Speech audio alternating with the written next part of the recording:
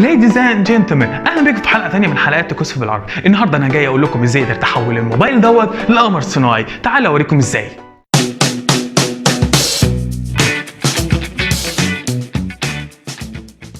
رجعنا لكم مره ثانيه. طبعا دي كاميرا الموبايل بتاعي دي اللابتوب، علشان تعرفوا ان انا بس بشوف كل حاجه لايف، ولو انا وهوريكم ازاي دلوقتي تاخدوا صوره. دلوقتي اول حاجه هعملها هتاكد ان البرنامج بتاعي شغال. طبعا البرنامج انا اللي عامله ومصممه من اي تو زد. تمام. تاني حاجه هنشوف الفايل باس هنا عايز تشوف انت عايز تحفظ الصوره فين. تالت حاجه بتختار الايمج كواليتي. الايمج كواليتي بتاعتك ممكن تكون 750، ممكن تكون 1080. الايمج كواليتي اللي انت نفسك فيها اكتبها.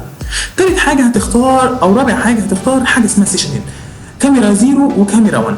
الكاميرا 0 ديت اللي هي كاميرا اللابتوب نفسها، كاميرا 1 اللي هي كاميرا الموبايل اللي بتصورنا دلوقتي. طبعا بيبقى في ديلي طبعا في التصوير على ما الداتا ما تتبعت لنا، بس دوت حاجات عاديه جدا لان الديلي دوت باجزاء من الثانيه، حاجات صغيره جدا.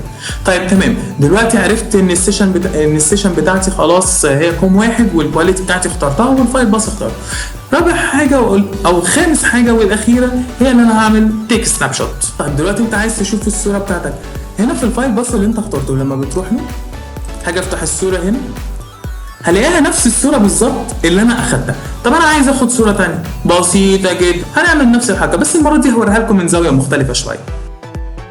طبعا زي ما انتم شايفين الصوره اللي انتم شايفينها قدامكم ديت هو نفس الصوره اللي اللابتوب شايفها، معنى ذلك ان الكاميرا كانت شايفاه كان اللابتوب شايفه. اخيرا وليس اخيرا، لو عجبك البرنامج او عايز تعرف البرنامج ده اتعمل ازاي، او حتى عايز البرنامج نفسه، ما تنسوش تقولوا لي تحت في الكومنتس، وتقولوا لي كمان على رايكم في البرنامج. وما تنسوش تعملوا سبسكرايب للقناه، شير، لايك، وتفعلوا زر الجرس عشان يوصلكم جديدنا اول باول. كلمه اخيره، لو عجبتك فكره البرنامج ما تنساش تعمل هاشتاج سبيس اكس وهاشتاج ناسا. تشاو جايز.